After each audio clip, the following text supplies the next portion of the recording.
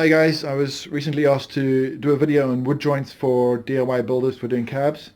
So I've prepped some samples here and I'll show you a fourth one after this as well. We'll start off over here.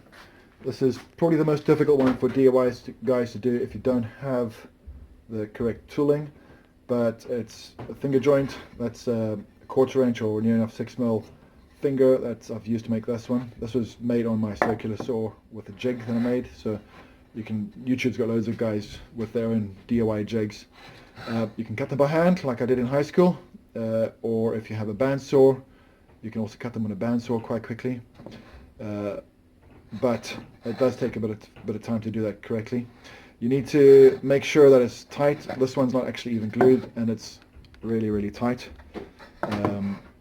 You really want to maximize wood to wood surface area when you're gluing, so if you end up with it with big gaps and it's all loosey-goosey, then that's not actually going to be a great joint. If you're doing a pine cab like this, then finger joints or a dovetail joint, which I've not got here, are definitely the best ways to go. I wouldn't bother with anything else really if you were doing a proper pine cab. Okay, right, the next one is just a very simple butt joint, and to be honest with you, for most DIY cabs this is totally adequate. It's just a simple butt joint, you know, as easy as it gets. You can smooth it off with a router. That's been rounded over with a router, and then it's been doweled. So it's been drilled. This one's been drilled at every 30mm and a 6mm dowel inserted. So it makes actually for quite a strong joint, stronger than you would think. That's me trying to break it. And once you got baffles and back panels in and whatnot, that's, from a DIY perspective, is going to be more than good enough for whatever you're doing.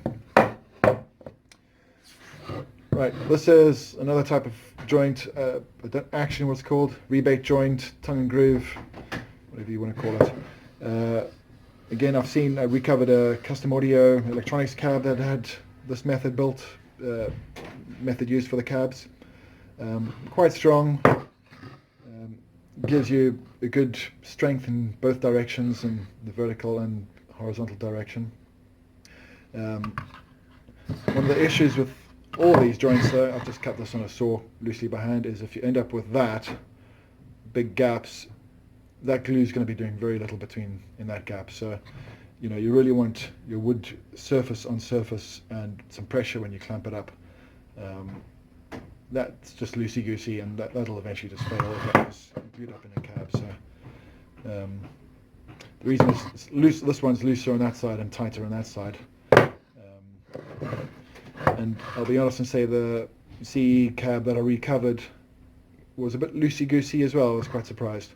But then again, that cab I was recovering was pretty well reinforced with its baffle plates and whatnot.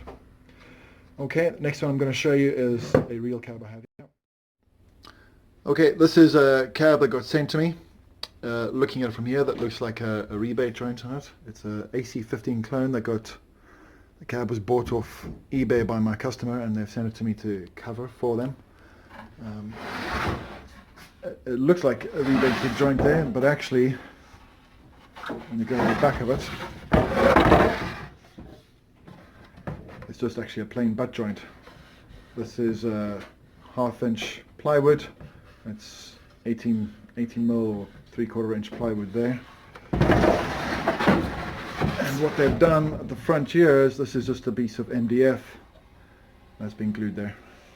I don't know if that's the way they were originally made, but this joint has got very little strength in it. And what's happened is this cab was shipped to me by courier with there was no front baffle screwed into it, and what's happened is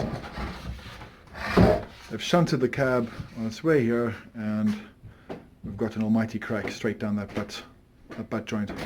So you can see I've actually put some glue in there. I'm just letting it drip in a bit, and then we're going to clamp it up, and then we're going to reinforce it with dowels.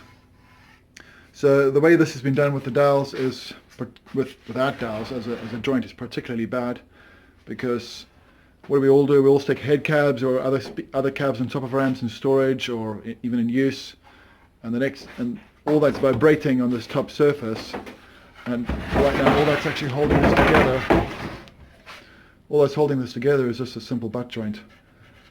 There's no connection between this and the back panel. There is a connection on the front side, but this means this whole bit here will probably with time, if I don't reinforce it, vibrate loose. So that's certainly not what we want with the current AC15 going on. Okay, I'll glue that up and reinforce it just now.